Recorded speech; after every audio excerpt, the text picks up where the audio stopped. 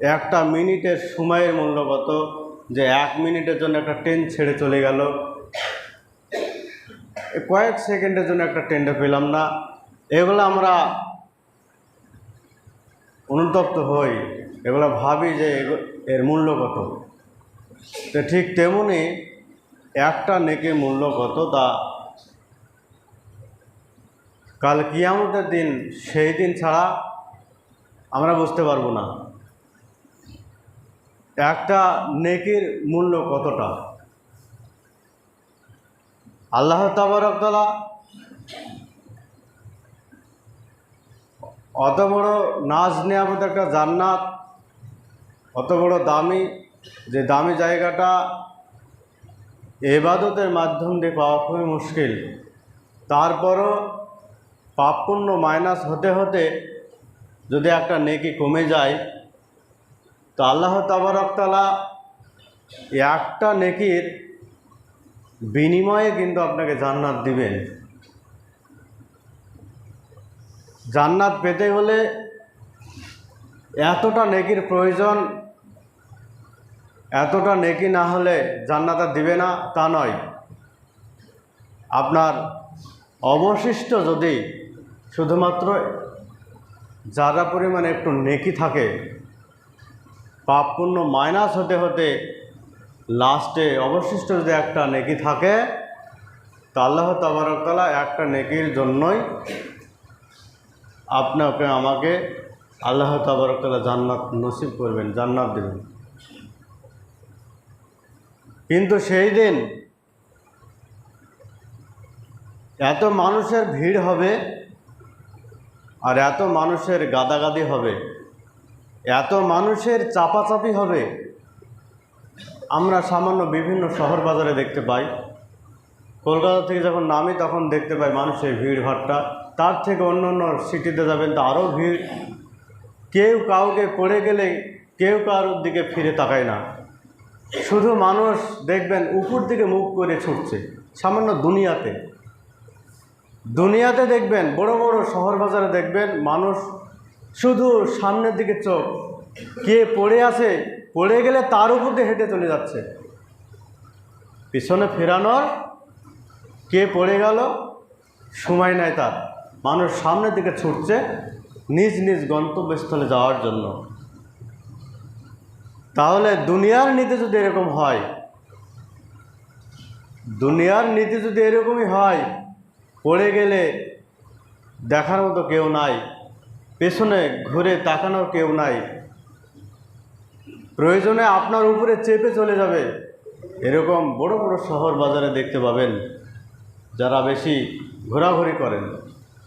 তাহলে সেই দিন এত মানুষের গাদাগাদি চাপাচাপি হবে, সেই দিন পাপ পুণ্য ওজন করার সময় একটা নেকি আপনার কমে গেল, শুধুমাত্র একটা নেকি কমে গেল। এখন কি হবে? অগাধ নেকির কাজ করেছেন, অগাধ পাপেরও কাজ করেছেন, এই পাপ পুণ্য আল্লাহ তাবারক তাআলা মাইনাস হতে হতে দেখা গেল একটু সামান্য নেকি হলে আপনি জান্নাতে চলে যাবেন, কিন্তু সেই একটু নেকিটা আজ আপনার কমে গেল। তো একটু নেকি কমে যাওয়ার কারণে আল্লাহ তাবারক তাআলা আপনার প্রতি আর কোনো দয়া দেখাবেন না, আপনাকে জাহান্নামেই যেতে হবে। তো কোনো একজন ব্যক্তি সেই দিন আল্লাহ তাবারক তাআলার কাছে আরজি করবে যে আমি একটু ব্যবস্থা করে নিয়ে আসি, একটা নেকি আমি একটু ব্যবস্থা করে নিয়ে আসি। তখন সে আল্লাহ তাবারক তাআলা এরকম কোন একজন ব্যক্তিকে, আল্লাহ তাবারক তাআলা এক শ্রেণীর ব্যক্তিকে সুযোগ দিবেন। তখন সেই ব্যক্তি যে কার কাছে একটু সুযোগ পাবো, নিজের আত্মীয় স্বজনের কাছে, সেই ভিড় ভাট্টায় গাদাগাদির মধ্যে আল্লাহ তাবারক তাআলা নিশ্চয়ই সুযোগ করে দিবেন। সেই ভিড় ভাট্টার মধ্যে তার ভাইকে পাবে, তার আব্বাকে পাবে, তার মাকে পেয়ে যাবে। তো কেউ পরিচয় দিবে না,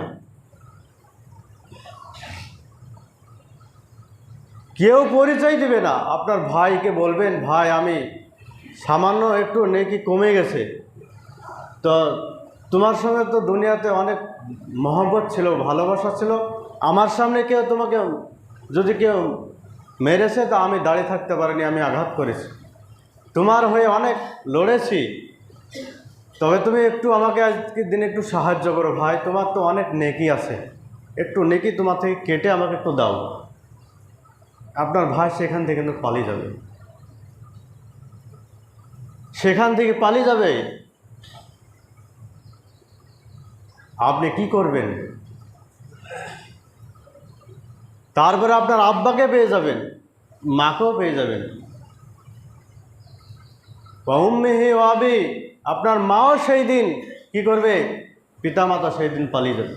আপনার আব্বাকে বলবেন, আব্বা পৃথিবীর বুকে তো আপনি আমার জন্য খুব কষ্ট করেছিলেন, আমার জন্য অনেক কিছু করেছেন, জমি জমা বাড়িঘর সব কিছু আমার জন্য করেছিলেন, আমার জন্য অনেক কিছু করেছেন, আপনার জন্য কিছু ভাবেননি। আপনার জন্য যদি ভাবতেন তাহলে অল্প ইনকাম করলে আপনার কিন্তু সংসার চলে যেত, কিন্তু আপনি কিন্তু ছেলে মেয়ের জন্য ভেবে অনেক কিছু করেছিলেন, অনেক কষ্ট করেছিলেন। আর আসলেও তাই। আপনি ক টাকা ইনকাম করেন? আপনি য টাকা ইনকাম করেন আপনি নিজের জন্য ক টাকা খরচ করেন? আপনি যদি একটু ভাবেন যে আমি যা ইনকাম করি তা আমার জন্য ক টাকা ব্যয় করি, আপনি কিন্তু আপনার ফ্যামিলির জন্য বেশি ব্যয় করছেন। আপনি কিন্তু ছেলে মেয়ের জন্য চিন্তাভাবনা বেশি করছি আমরা। কিন্তু দুঃখের বিষয় হলো এটাই যে আমাদের ছেলের জন্য অনেক মানুষ আছে যে অবৈধ পথে ইনকাম করে ছেলের জন্য অনেক কিছু করে রাখি আমরা। নিজের ছেলের জন্য এখানে বাড়ি একটা, ওখানে বাড়ি একটা, আরও কিছু ছেলের জন্য ভাবতে গিয়ে অবৈধ ইনকাম করে ছেলের জন্য ভেবে আমার কবরে আমার অশান্তি চলছে। তাহলে আমার লাভটা কী হলো বলেন তো? সারা জীবন খাটতে খাটতে জীবন চলে গেলো ছেলের জন্য, আর তার জন্য খেটে সব সম্পদ রেখে গেলাম, আর আমি অশান্তি ভোগ করছি। কবরে গিয়ে আমার অশান্তি চলছে, আমি যাচ্ছি জাহান্নামে। মগজে ভালো করে এটা ঢুকে নেন যে আপনি আপনার জন্য কি ভাবছেন। সারা জীবন ইনকাম করে ছেলের জন্য ভাবতে আপনার জীবন চলে গেল, কিন্তু আপনি নিজের জন্য কিছু ভাবছেন না যে আমার জন্য আমি কতটুকু ভাবছি, আমার জন্য আমার কবরে আমার কি অবস্থা হবে, এটা কিন্তু ভাবছি নি। 100 বিঘা সম্পদ, বেচারা খাটতে খাটতে কিছু দুনিয়াতে মজা কিছুই পেল না, না ভালো মন্দ খেতে পেল, না একটা বিলাসিতা একটা ভালো একটা বাড়ি করতে পেরেছে, না ভালো পোশাক আছে। সারা দিন সকাল থেকে সন্ধ্যা পর্যন্ত মাঠে খাটতে খাটতে জীবন চলে গেল, মরে গেল, সব সম্পদ পড়ে থাকলো, নিজের জন্য কিছু ভাবেনি। না পেয়েছে একটু ভালো মন্দ খেতে, না পড়েছে একটা ভালো পোশাক, না একটু হজ করতে পেরেছে, না সারা পৃথিবী ভ্রমণ করতে পেরেছে, আল্লাহর ভালো ভালো নিয়ামত রেখেছে পৃথিবীতে, না কিছু একটু দেশ ভ্রমণ করতে পেরেছে, কিছু দুনিয়ার স্বাদও সে পায়নি, শুধু খেটেছে, প্রতি বছর 1 বিঘা করে জমি কিনেছে। আর ছেলের জন্য ভেবেছে, মেয়ের জন্য ভেবেছে। যতটুকু ভাবতে আপনাকে বলেছে আল্লাহ ততটুকু ভাবতে হবে। তো যে বিষয়ে ভাবার জন্য বলা হয়েছে ছেলে মেয়ের জন্য, আল্লাহ যে বিষয়ে ভাবতে বলেছে ছেলে মেয়ের জন্য, সেটা কিন্তু স্টপ। আমরা কিন্তু ভাবছি ছেলে কিভাবে সুখে থাকবে সেটাই ভাবছি, কিন্তু ছেলে যে আমার জন্য দোয়া করবে এটা কিন্তু আমরা অ্যাকচুয়ালি ভাবি না। আমার জানাজা ছেলে পড়বে এটা কিন্তু আমরা ভেবেছি? ভাবিনি। ছেলে কিভাবে সুখে থাকবে এটাই ভাবতে ভাবতে আমাদের জীবন শেষ হয়ে গেল। এবার দেখেন ছেলের কি অবস্থা হয়। আপনার একটা নেকি কমে গেল, তার জন্য আপনার আব্বাও পালিয়ে গেল। আপনার মাকে পেলেন, মাকে গিয়ে বলছেন, মা আপনি তো 10 মাস পেটে ধরে নিয়েছেন, কত কষ্ট করেছেন, তারপরে পৃথিবীর বুকে যখন আমি আসলাম, সুম্মা নুখরিজুকুম তিফলা, আস্তে করে যখন পৃথিবীর বুকে আমি এলাম, তারপরে কত কষ্ট একটা বাচ্চা মানুষ করতে। মা, তুমি আমাকে কত কষ্ট করেছো আমার জন্য। কনকনে শীতের সময় বিছানায় পেচ্ছাব করে দিয়েছি, মা ওই পেচ্ছাবটার জায়গায় তুমি শুয়ে থেকে আমাকে তোমার বুকে স্থান দিয়েছো। কত কষ্ট করেছো, কেউ মারলে তুমি থাকতে পারো না। তবে আজকে একটু উপকার করো, আমার একটু নেকি কমে গেছে, একটু নেকি কমে গেছে, তো তোমার থেকে একটু নেকি দাও। যদি না দাও, যুগ যুগ ধরে, অনন্ত যুগ যুগ ধরে আমাকে আগুনের মধ্যে আমাকে পড়ে থাকতে হবে। তখন মা পালিয়ে যাবে, পরিচয় দিবে না, চিনতে পারলো আপনার পরিচয় দিবে না, পালিয়ে যাবে। দেখুন মা কত মায়া মমতার জিনিস মা। সেই দিন কাল কিয়ামতের দিনে কিন্তু কেউ করেন নয়, আপনার মাও পালিয়ে যাবে, আপনার সন্তানও পালিয়ে যাবে, সন্তানও আপনার পরিচয় দিবে না যে সন্তানের জন্য এত কিছু করছেন। তো কিন্তু সেই দিন আপনার কোনো কাজে আসবে না, আপনি একটু নেকি আপনাকে কেউ দেবে না। শেষ ফিনিশ আপনার নিজের অর্ধাঙ্গিনী খোঁজ করবেন। অসহিবাতি ও বাণী, আপনার নিজের ফ্যামিলি, নিজের স্ত্রী সন্তান, এদের জন্য বলা হয়েছে যে এরাও সেই দিন পরিচয় দেবে না, পালিয়ে যাবে। আপনার স্ত্রীকে গিয়ে বলবেন যে তোমার জন্য পৃথিবীতে সব কিছু ত্যাগ করেছি, পিতামাতাকে ত্যাগ করেছিলাম, ঘর বাড়ি ত্যাগ করেছি, তারপরে মাথার ঘাম পায়ে ফেলে উপার্জন করেছিলাম, কত কষ্ট করেছি, তুমি একটু সুখে থাকবে বলে তবে একটু নেকি দাও, আজকে একটু নেকি দাও যাতে আমি একটু আরাম পাই। যদি তুমি আমাকে উপকার না করো তাহলে যুগ যুগ ধরে আমাকে জাহান্নামে পড়ে থাকতে হবে। আপনার স্ত্রীও সেই দিন বলবে যে আমার বিয়েই তো হয়নি, আবার স্বামী হলো কোথা থেকে। সেই দিন পালিয়ে যাবে, আপনার কেউ হবে না, কেউ কাজে আসবে না সেই দিন। যার জন্য আল্লাহ তাআলা বলছেন যেদিন কোনো মানুষের কাজে আসবে না, যেদিন কোনো মানুষ কোনো উপকারে আসবে না। আজ যে আপনার একটা সন্তানকে পুলিশে ধরে নিয়ে গেল, 20,000 টাকা দিলেন, চলে এলো, কিন্তু সেদিন তো তা হবে না। সেই দিন টাকার কোনো খেল চলবে না, সেই দিন পাপপুণ্য খেল চলবে। তো সেই দিন কেউ কাউরি হবে না, আপনার সব নিজের একদম ঘনিষ্ঠ, নিজের মা, নিজের পিতা, নিজের সন্তান সেই দিন কিন্তু পালিয়ে যাবে। আপনার কেউ কাউরি হবে না। একটা নেকি কম হওয়ার কারণে আল্লাহ তাআলা আপনাকে জাহান্নামে দেবেন। একটা নেকি কম হওয়ার কারণে সেই দিন আপনাকে জাহান্নামে দিবেন। তাহলে চিন্তা করতে পারেন যে একটা নেকির মূল্য কত, সেই দিন বুঝতে পারবো আমরা। অনেক মানুষ আমরা এই এক নেকি থেকে আমরা গাফেল, এত নেকি কোথায় থুবো, এত নেকি দরকার নাই, অনেক কথা। কিন্তু সেই দিন আমরা বুঝতে পারবো যে নেকির কতটা মূল্য এবং তার কতটা ওজন হতে পারে। একটা নেকির কতটা ওজন হবে জানেন? আপনার এতটা পাপ হয়েছে যে এত পাপ হয়েছে, পাপ হতে হতে একদম আসমান জমিন একদম ভরপুর হয়ে গেছে, কিন্তু একটা নেকির কাজ আপনি করেছেন। আল্লাহ তাআলা তাকে বলবে যে তোমার নেকির কোনো কাজ করেছো কি? সে স্বীকার করবে যে না, আমি নেকির কোনো কাজ করিনি, স্বীকার করবে।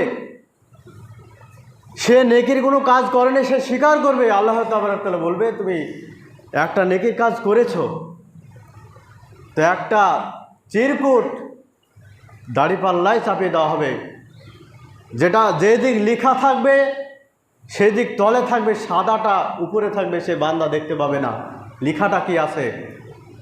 তো এত ওজন হবে সেই দিন, ওই একটু নেকির ওজন এত হবে যে 99টা দপ্তর, আপনার এত পাপ করেছেন 99টা দপ্তর একদিকে রাখা হবে, আর ওই যে নেকির একটু কাজ করেছেন সেই চিরকুটটা এক পাল্লায় দেওয়া হবে।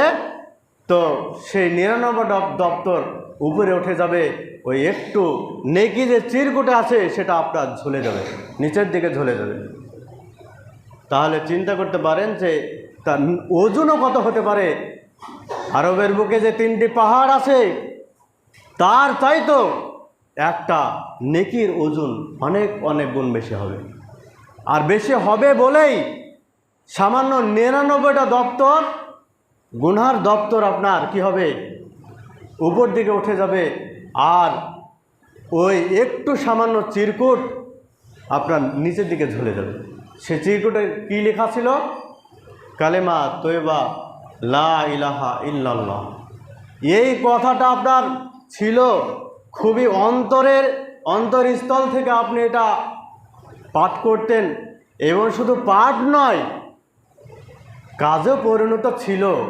কিন্তু দুঃখের বিষয় আপনার গুনহার কাজ অনেক করেছেন, কালেমা মুখে পড়েছেন, স্বীকার করেছেন, বিশ্বাস করেছেন এবং কাজও করেছেন, কিন্তু নেকির থেকে গুনহার কাজগুলো বেশি ছিল, বেশি পরিমাণ ছিল, যার কারণে আল্লাহ তাবারক তাআলা আপনাকে এর বদলাতে আল্লাহ তাবারক তাআলা জান্নাত দেবেন।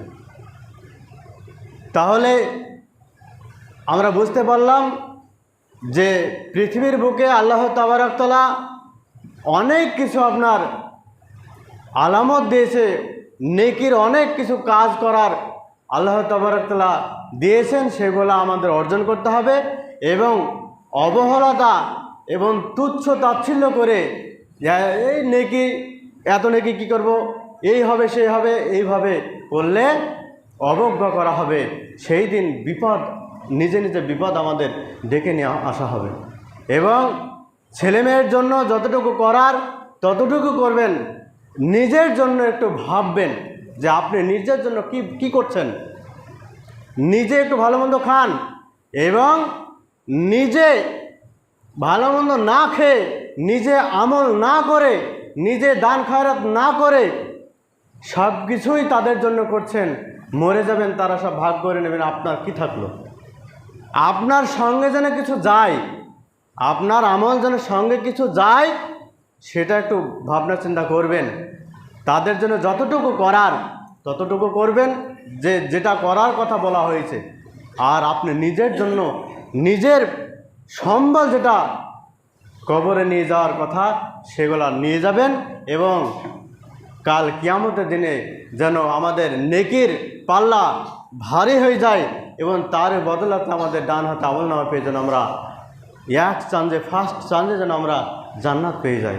আল্লাহর কাছে দোয়া করি রব্বুল আলামিন যেন আমরা বেশি বেশি নেকির আমলগুলা করে, এবং কাল কিয়ামতের জন্য যেন আমাদের নেকির পাল্লা ঝুলে যায়। একটা নয়, আমাদের অধিক নেকি যেন আমাদের হয়ে যায়, কোটি কোটি নেকির বদলে যেন আমরা জান্নাত নসিব পাই।